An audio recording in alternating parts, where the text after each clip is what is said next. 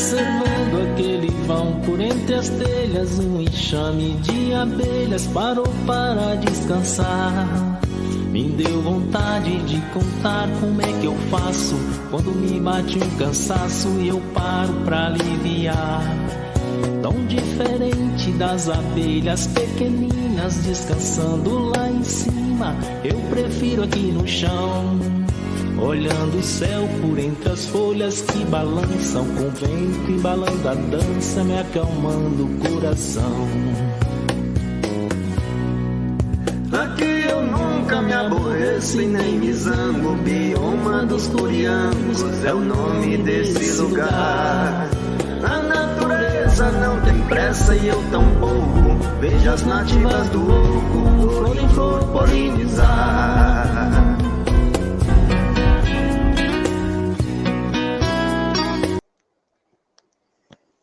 Boa noite, estão me ouvindo bem, gente? Tudo bem com vocês?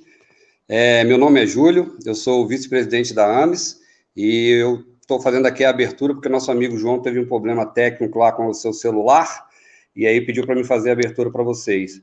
Então é um prazer estar recebendo vocês aqui nessa live, nessa noite, tá? Para a gente estar podendo falar das nossas queridas abelhinhas, tá bom?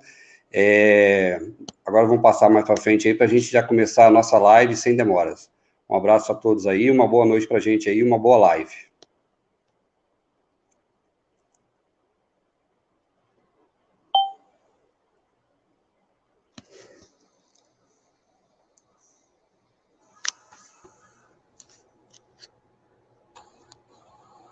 Opa! Vou desligar o microfone para não dar microfonia. Boa noite para todos vocês. Grande prazer estar aqui com vocês. Estamos aqui numa transmissão compartilhada de 3 canais, né? O canal da AMES Espírito Santo, do Wikipédia e do Passarinho.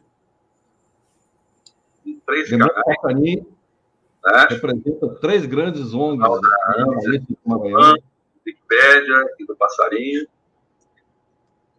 3 canais. Representa 3 grandes ONGs da AMES, Wikipédia.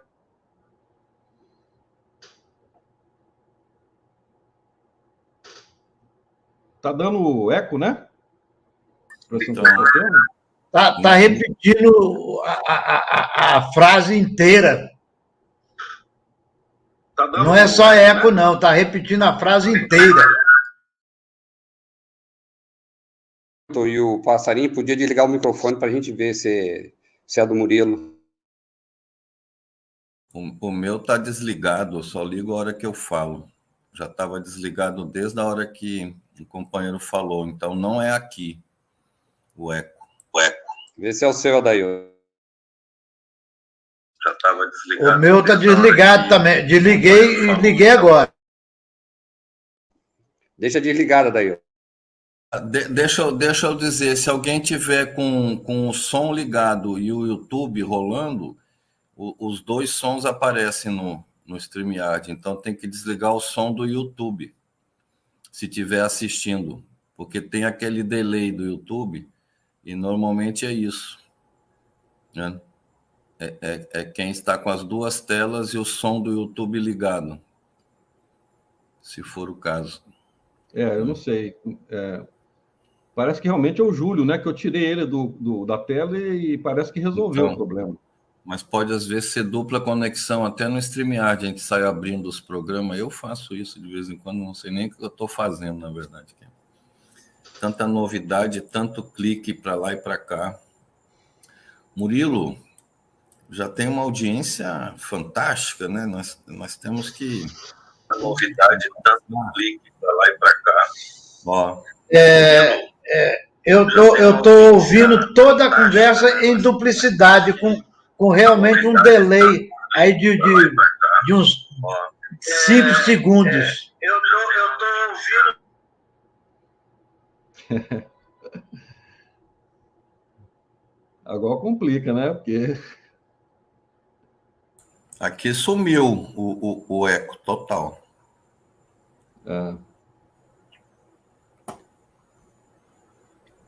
Bom, como é que vamos fazer? Ficou só nós dois? Não, mas eu acho que se voltar agora, porque de repente o eco sumiu por alguma misteriosa razão. E aí, Adailton, como é que tá ouvindo aí?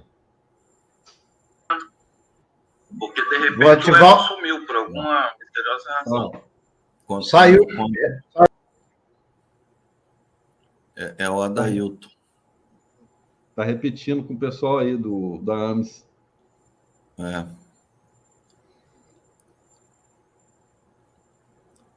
Eu não sei. Bom, gente, não sei o que nós vamos fazer com essa situação, porque parece que quando eu tiro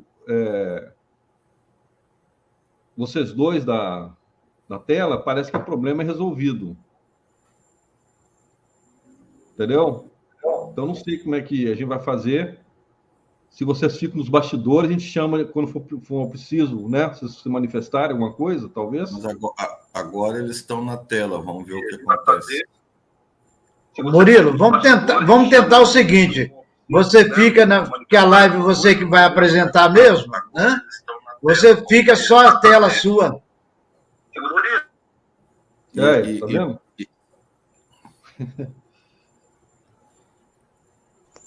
E a gente fica nos bastidores aqui. E a gente acompanha pelo YouTube. Ou ouvir aqui também. Fica nos bastidores aqui, sem problema. Pode derrubar nós dois aí, eu e a Adailton. A gente fica aqui no bastidor e na hora da gente falar, a gente volta. Faz comentários também aí, então. Mas fica aí nos bastidores, tá? Bom, João, então ficou na nossa responsabilidade. Nossa Senhora. A tarefa. Muito bem. Que, na verdade, a gente tinha escolhido apresentar uma experiência do projeto Abelhas Nativas, que a gente acha que, na verdade, assim, a gente tem que ter muito... certas experiências são importantes a gente reviverem sempre, né? Porque, principalmente porque nós estamos com várias experiências aí de meliponicultura acontecendo no Brasil afora, e a gente precisa relatar um pouco dessas experiências, né? Os erros, né? Os acertos que foram feitos, para as pessoas não ficarem aquilo que a gente chama de dar murro em ponta de faca, né? Aprender com as experiências e tentar superar os obstáculos que certamente muitas dessas experiências estão encontrando, né? Na verdade, você que foi como o gerente executivo do projeto, né, e eu representando a Universidade Federal do Maranhão, na parte lá de técnica, né, científica, né? Acho que dá para a gente, a partir desse debate, a gente passar um pouco do que nós vivenciamos, não só com relação ao processo de meliponicultura em si, mas com relação às relações com as comunidades, com os financiadores, né? Todos os inúmeros problemas que nós passamos, né? Com várias instituições que nos apoiaram de diferentes maneiras, né? Então, acho que é bom a gente passar um pouco dessas experiências e destacar, né? Aquelas pessoas que realmente merecem ser destacadas, né?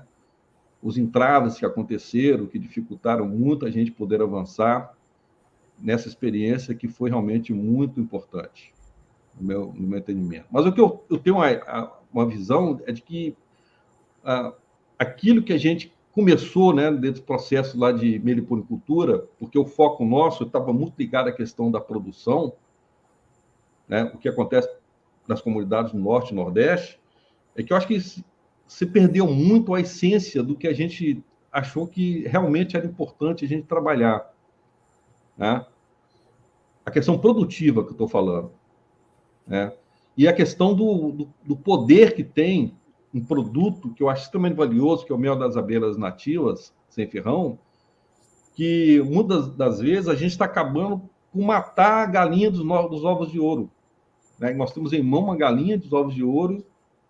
E se a gente não entender bem as questões do potencial que esse produto pode oferecer, a gente está matando, né? E eu vejo muitas as coisas se perderem aí. Então, conversando com o pessoal da Adailton, né, com o Júlio e tal, a gente achou bom passar nesse momento, né, que nós estamos comemorando. Ontem foi o Dia das Abelhas, amanhã é o Dia dos Criadores de Abelha, o Dia da Biodiversidade, inclusive, a gente falar um pouco dessa experiência que nós vivenciamos ao longo desse período, né? Então, vou fazer uma apresentação. Você gostaria de fazer algum adendo, João? Não, só que eu achei assim, para a gente ter um ganho hoje, depois do resgate histórico, eu acho que a gente podia tentar ver com toda a sinceridade, com base na vivência, né, o que nós colhemos da experiência, onde nós identificamos os pontos, né, que nós deveríamos ter, talvez, reforçado as estratégias, né, desde o começo, né? Então, eu fiquei pensando assim, não adianta nada a gente comemorar nada do que nós temos feito nas últimas 3 décadas e mais 2 anos, né? Se a gente não identificar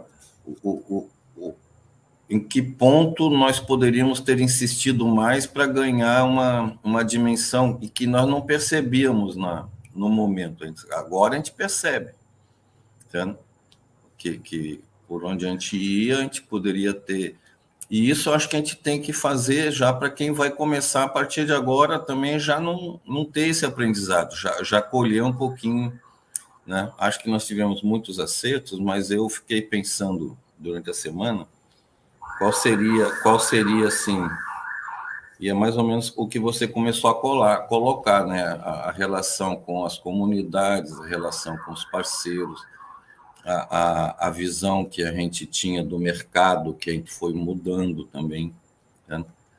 Os gargalos, aquele gargalo que a gente está passando um serviço privado de segurança aqui do bairro, que ele não resolve nada, mas faz zoada de 2 em 2 horas, fica pitando aqui na rua. Diz que espanta, né? Então, acho que era isso, porque é um esforço contínuo, muito criativo, envolveu muitas pessoas, muitas comunidades, criou expectativas, algumas não se concretizaram, outras sim, mas ainda está sendo, né? Porque estamos vivos, um momento riquíssimo, até para isso que o Murilo está dizendo, para a gente entender que nós não temos que agir como um espelho invertido da apicultura de mercado, né? Então, acho que essa é a primeira conclusão, assim. E essa característica, a pressão é toda no sentido contrário, né?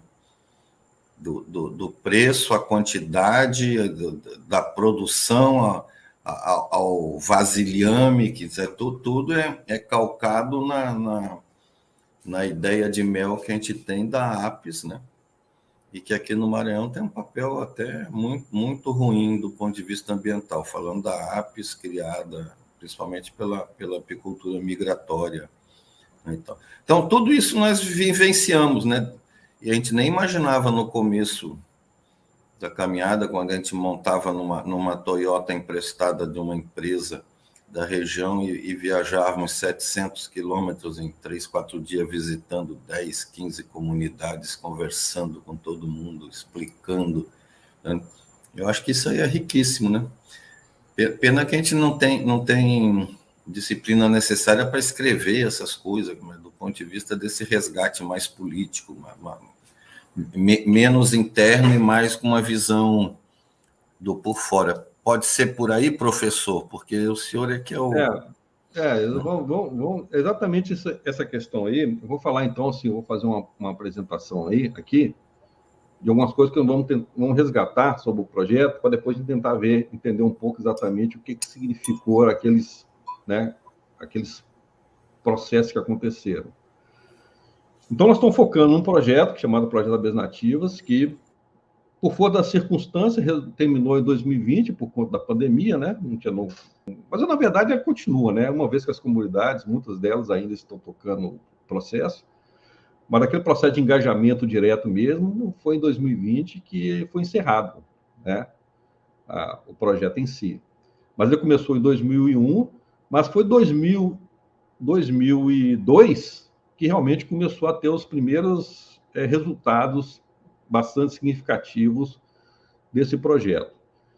Então, assim, antes de mais nada, eu gostaria de apresentar assim, uma contextualização dessas comunidades para entender exatamente o que significou cada uma dessas inovações que foram produzidas pelo projeto Abelhas Nativas. Porque hoje, quando vocês verem a coisa, pode não ter assim, não ter um valor tão significativo assim, mas ela, no contexto em que as coisas aconteceram, é muito importante e, num certo sentido, foi até bom para que algumas coisas pudessem ser devidamente esclarecidas. Tá? No caso das comunidades que a gente trabalhou, começa com as políticas públicas que era abaixo de zero. Praticamente não tinha política pública nenhuma. Tá? Então, imagina, umas comunidades que praticamente tinha um município, tinha os prefeitos que simplesmente ignoravam aqueles povoados que estavam sobre as suas jurisdições. Não tinha nada, os prefeitos não faziam o mínimo esforço para ajudar essas comunidades, esses povoados que estavam espalhados na região lá do Nordeste do Maranhão. Ausência total de energia elétrica. Tá? Então, todas as comunidades que trabalhavam não tinham energia elétrica. Inclusive, um momento em que começou aquela história da bomba extratora, né? O pessoal começou a estudar aquela bomba extratora para tirar mel, não tinha a mínima condição de fosse usar, porque não tinha energia elétrica. Tudo era na base de vela. Né? As comunidades, os povoados, ficavam distantes entre si e do centro urbano 35 quilômetros. Então, o João falou aí que a gente caminhava 700 quilômetros, e era isso mesmo. Era muito chão que tinha que se percorrer. Porque você ia de uma comunidade para outra, você tinha que andar 35 quilômetros em estradas completamente intransitáveis. Então, você vê a dificuldade que se tinha para dar atendimento para essas comunidades. Né? As estradas eram carroçais, né? Não tinha, algumas simplesmente não tinham condições de transitar em determinadas épocas do ano. Por exemplo, Belágua, chegava o período de chuva, praticamente você não tinha acesso aos povoados. Né? E a fonte de renda, basicamente, era a farinha seca de mandioca, que estava na mão de alguns, como se diz, alguns captadores centrais, né? E que praticamente estabeleciam os preços, né? Os preços de mercado desse produto. Então, não tinha nada de fonte de renda. Então, quando você pega uma realidade dessa, você fala assim, pô, nós temos que pegar, assim, as comunidades, elas têm que trabalhar num sistema que possa retirar o mel de uma forma eficiente, que tenha um mínimo risco de contaminação, né? E que esse mel, ele precisa ser preservado para que seja, pelo menos, disponibilizado para o mercado. Né? Pelo menos. E então nós temos assim, simplesmente assim, um desafio que tinha que ser resolvido, um problema que tinha que ser resolvido, né, naquele momento, e que tinha que dar uma solução. Então imagina a situação. Por essa razão que um dos primeiros instrumentos que foram desenvolvidos foi o extrator manual, né? Uma forma simples, barata, né, que as pessoas poderiam construir e ter condições de tirar um mel limpo das suas colônias em vasilhames de meio litro.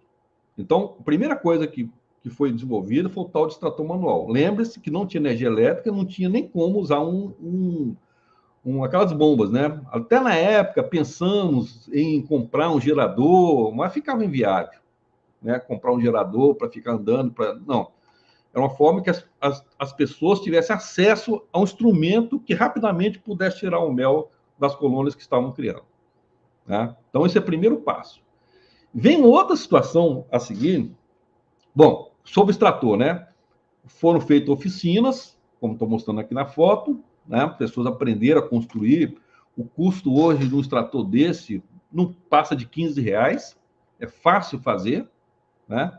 Então, essas pessoas foram capacitadas para montar o seu extrator e chegamos a um modelo que é esse aqui que está aqui, esse aqui é à esquerda, né? Que é um modelo mais também é simples, mas um pouco mais sofisticado, né?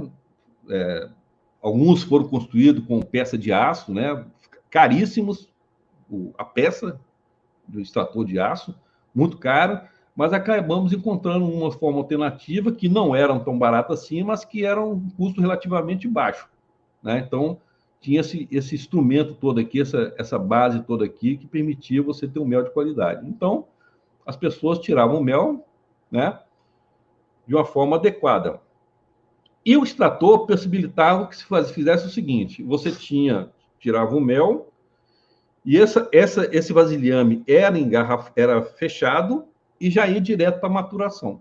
Observando aquele vão por entre as telhas, um enxame de abelhas parou para descansar. Me deu vontade de contar como é que eu faço quando me bate um cansaço e eu paro para aliviar. Tão diferente das abelhas pequeninas descansando lá em cima, eu prefiro aqui no chão, olhando o céu por entre as folhas que balançam, com o vento embalando a dança, me acalmando o coração. Aqui eu nunca me aborreço e nem me zango, o bioma dos curiangos é o nome desse lugar. A natureza não tem pressa e eu tampouco, vejo as nativas do oco, flor em flor polinizar.